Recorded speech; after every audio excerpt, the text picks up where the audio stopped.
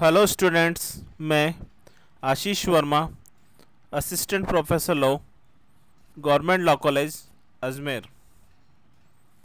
आज हम LLB first year paper 1.5 environmental law यानी पर्यावरण विधि विषय पर चर्चा करेंगे।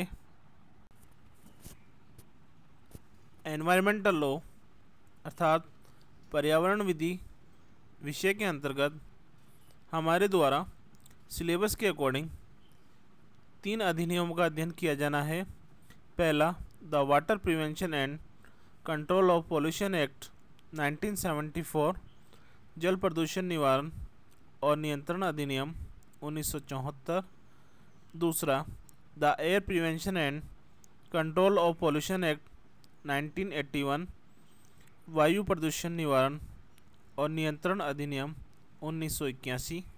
तीसरा, एनवायरनमेंट प्रोटेक्शन एक्ट 1986, पर्यावरण संरक्षण अधिनियम 1986। हमारे द्वारा पूर्व के व्याख्यानों में एनवायरनमेंट प्रोटेक्शन एक्ट 1986 यानी पर्यावरण संरक्षण अधिनियम 1986 पर विस्तृत चर्चा की जा चुकी है और हमारे द्वारा the water prevention and control of pollution act 1974 का अध्ययन प्रारंभ किया जा चुका है।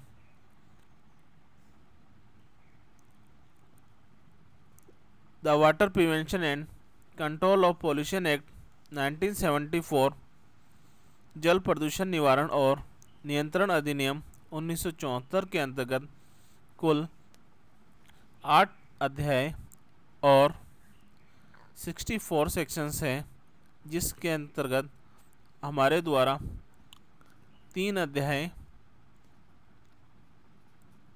अध्यायों का अध्ययन या चर्चा की जा चुकी है। अर्थात हमारे द्वारा धारा 1 से लेकर धारा 15 तक चर्चा की जा चुकी है। इसी के साथ हमारे द्वारा पिछले व्याख्यान में अध्याय 4 का अध्ययन प्रारंभ किया गया था, जिसमें कुल 3 धाराएं हैं, धारा 16, 17 और 18। अध्याय 4 का शीर्षक है बोर्डों की शक्तियां और कर्तव्य। धारा 16 के अंतर्गत केंद्रीय बोर्ड के कार्यों के बारे में बताया गया है। धारा 17 में राज्य बोर्ड के कार्यों के बारे में बताया गया है और धारा 18 में निर्देश देने की शक्तियों के बारे में बताया गया है। इस अध्याय 4 के अंतर्गत केंद्रीय व राज्य बोर्ड के संबंध में ये प्रावधान बताए गए हैं कि किन किन शक्तियों व कृत्यों को करने के लिए केंद्रीय तथा राज्य बोर्ड शक्ति रखते हैं या उन्हें क्या शक्ति प्रदान की गई है, और इसी प्रकार इन बोर्डों को समय समय पर निर्देश देने के लिए कौन सक्षम है। हमारे द्वारा अध्ययन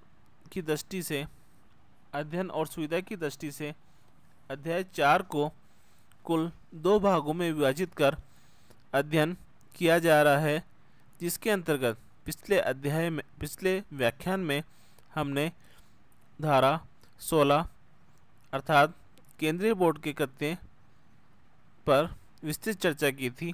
आज हम भाग 2 अर्थात धारा 17 व धारा 18 पर चर्चा करेंगे, जिसमें आज हम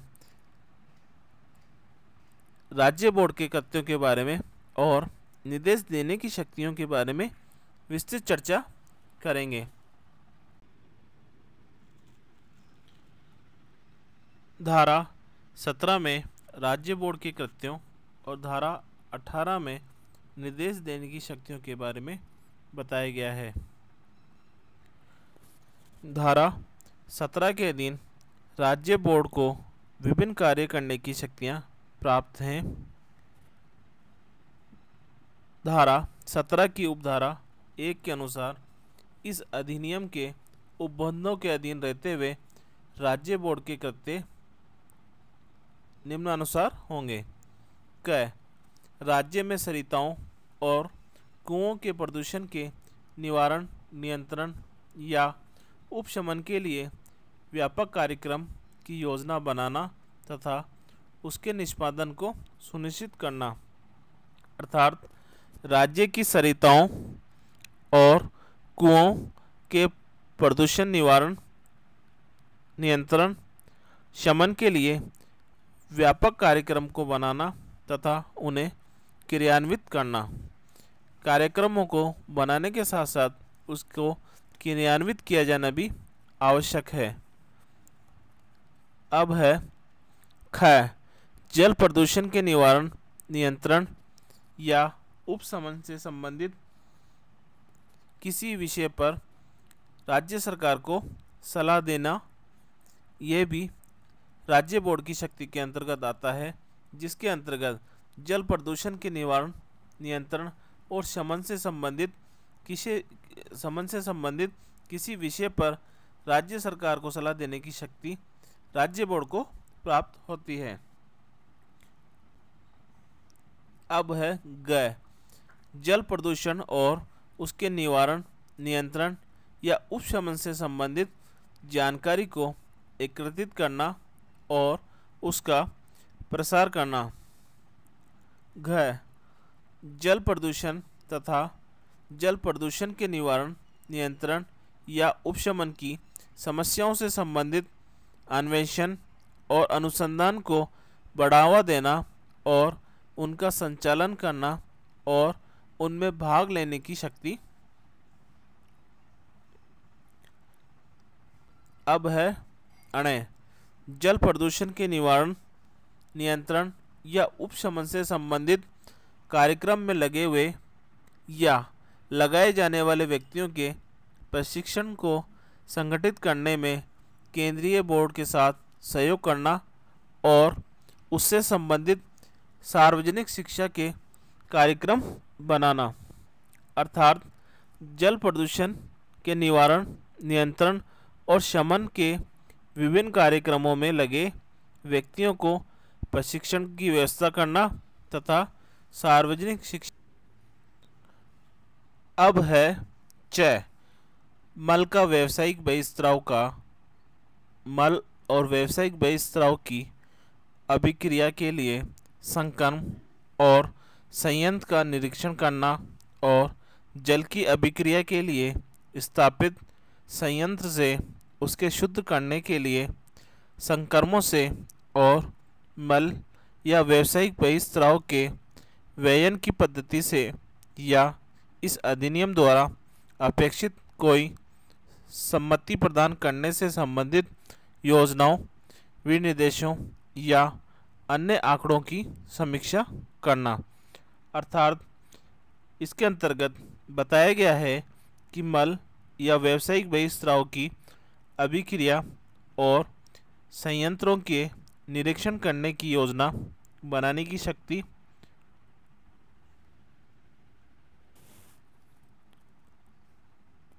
अब है 6, मल और व्यावसायिक बहिस्त्रावों के लिए बहिस्त्रावों के निस्सरण के परिणाम स्वरूप प्राप्त हो रहे जल की, जो कि अंतर्राज्यिक सरिता का जल न हो, के गुणवत्ता के लिए बहिस्त्राव मानक अधिकृत करना और उनमें उपांतरण करना या उन्हें बातिल करना और राज्य के जल का वर्गीकरण करना।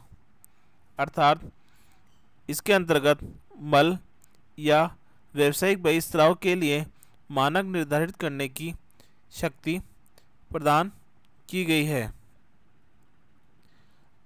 अब है जय, विभिन्न क्षेत्र की मृदा, जलवायु और जल स्रोतों की विशेष दशाओं का और विशेष रूप से सरिताओं और कुओं में जल के बहाव की विद्यमान प्रकृति का, जिसके कारण तनुकरण की न्यूनतम डिग्री भी संभव नहीं है, ध्यान रखते हुए मल और व्यावसायिक बहिस्त्राव की अभिक्रिया की मितव्ययी और विश्वसनीय पद्धतियाँ निकालना। अर्थात इसके अंतर्गत बताया गया है कि विभिन्न क्षेत्रों की मिट्टी या मृदा, जलवायु और जल स्रोतों की विशेष दशाओं का विभिन्न सरिताओं और कुओं के बहाव की प्रकृति का अध्ययन करने की शक्ति राज्य बोर्ड को प्राप्त है। अब है झ, कृषि में मल और उपयुक्त व्यावसायिक बहिस्त्रावों के उपयोग की पद्धतियां विकसित करने की शक्ति राज्य बोर्ड को प्रदान की गई है। अगला है भूमि पर ऐसे मल और व्यावसायिक बहिस्त्रावों के व्ययन की दक्ष पद्धतियां विकसित करना जो सरिता के क्षीण बहाव के कारण तनुकरण की न्यूनतम डिग्री वर्ष के अधिकतर भाग में नहीं हो सकती है, व्ययन के लिए दक्ष पद्धतियां विकसित करने की शक्ति। अब है ट, किसी सरिता में अच्छे मौसम, न्यूनतम तनुकरण को और ऐसे बहिस्त्रावों के निस्सरण के पश्चात उस सरिता के जल में अनुज्ञेय प्रदूषण की सहन सीमा को ध्यान में रखते हुए किसी विशेष सरिता में निस्सरित किए जाने वाले मल और व्यावसायिक बहिस्त्रावों की अभिक्रिया के मानक अभिकथित करने की शक्ति राज्य बोर्ड को प्रदान की गई है। अब है ठ, जिसके अंतर्गत राज्य बोर्ड को निम्नलिखित के लिए आदेश करने, उसमें उपादान करने या उसे वापस लेने की शक्ति प्रदान की गई है। इसमें है पहला, सरिताओं या कुओं में अपशिष्ट के निस्सरण के निवारण, नियंत्रण या उपशमन के लिए आदेश। दूसरा, संपर्क व्यक्ति से मल और व्यावसायिक बहिस्त्रावों के व्ययन की नई पद्धतियों का निर्माण करने या किसी विद्यमान पद्धति में उपांतरण, परिवर्तन या विस्तार करने की या रोकथाम के ऐसे उपाय अपनाने की जल प्रदूषण के निवारण, नियंत्रण या उपशमन के लिए आवश्यक उपचार करने की अपेक्षा वाला आदेश जारी करने की शक्ति।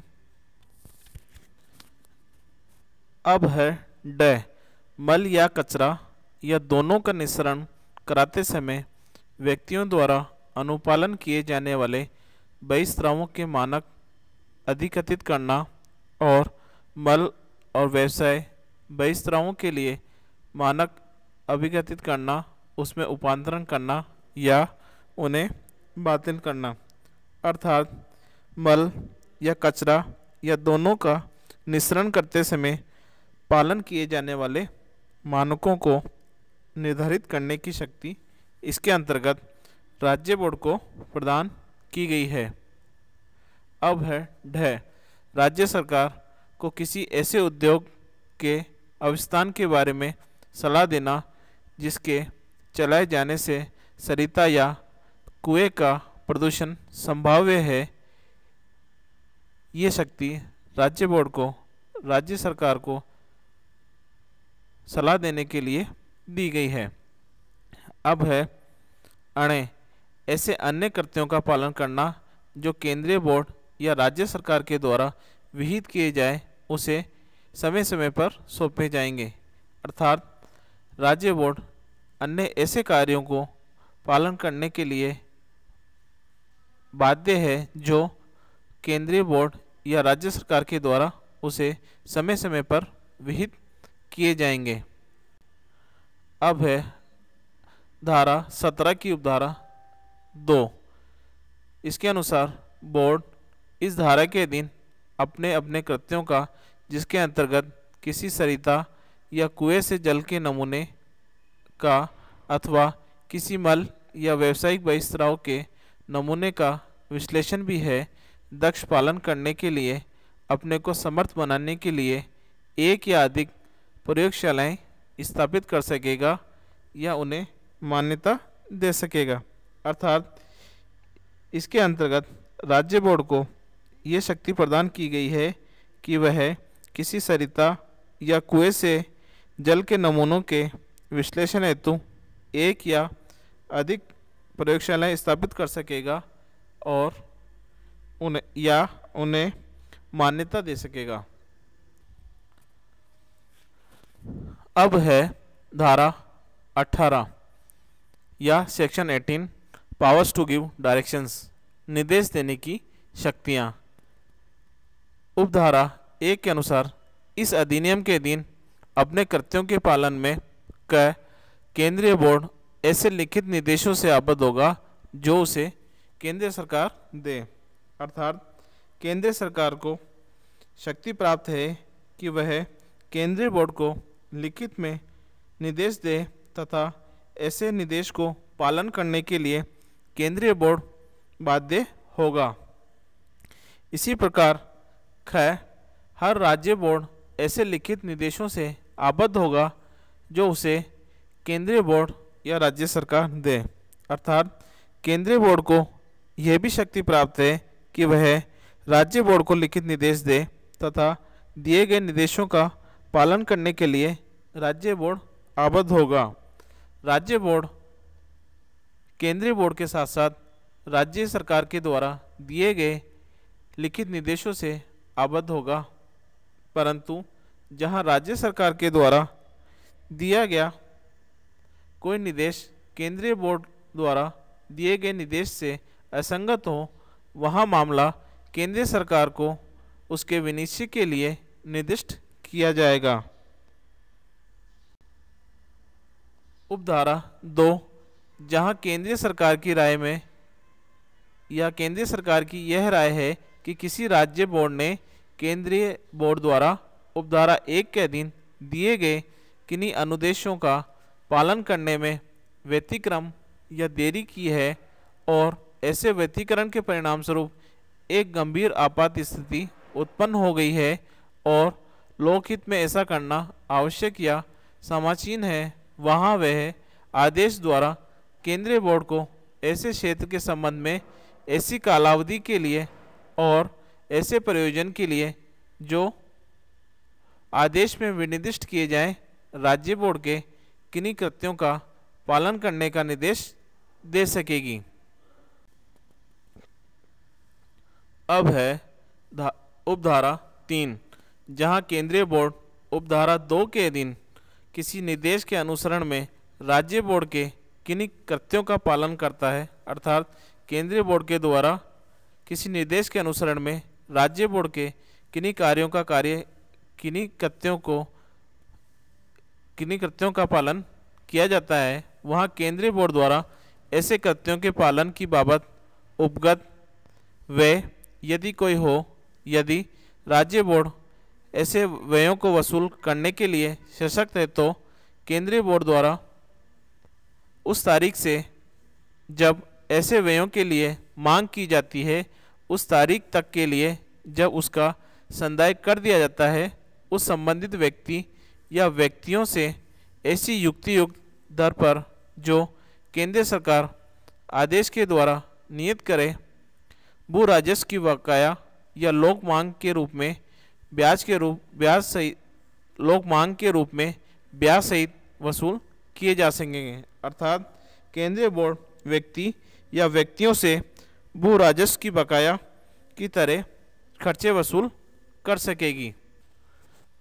अब है उपधारा 4 शंकाओं के निवारण के लिए यह घोषित किया जाता है कि किसी क्षेत्र की बाबत किसी राज्य बोर्ड के कृत्यों का पालन करने के लिए उपधारा 2 के अधीन दिए गए कोई निर्देश राज्य बोर्ड को राज्य के किसी अन्य क्षेत्र में ऐसे कृत्यों का या उस क्षेत्र में अपने किसी अन्य कृत्यों का पालन करने से परावृत्त नहीं करेगा, अर्थात उसे रोकेगा नहीं।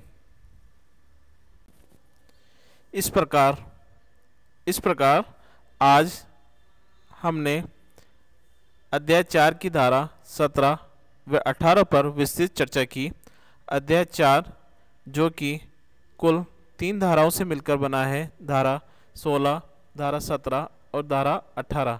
अध्याय 4 के अंतर्गत केंद्रीय बोर्ड तथा राज्य बोर्ड की शक्तियों के बारे में और निर्देश देने की शक्ति के बारे में प्रावधान किया गया है। धारा 16 केंद्रीय बोर्ड की शक्तियों के बारे में बताती है, जबकि धारा 17 में राज्य बोर्ड के कर्तव्यों के बारे में प्रावधान किया गया है तथा धारा 18 में निर्देश देने की शक्ति के बारे में प्रावधान किया गया है। इस प्रकार आज हमारे द्वारा अध्याय 4 पर विस्तृत चर्चा की गई। अध्याय 4 केंद्रीय बोर्ड और राज्य बोर्ड की शक्तियों और निर्देश देने की शक्तियों से संबंधित है। धन्यवाद।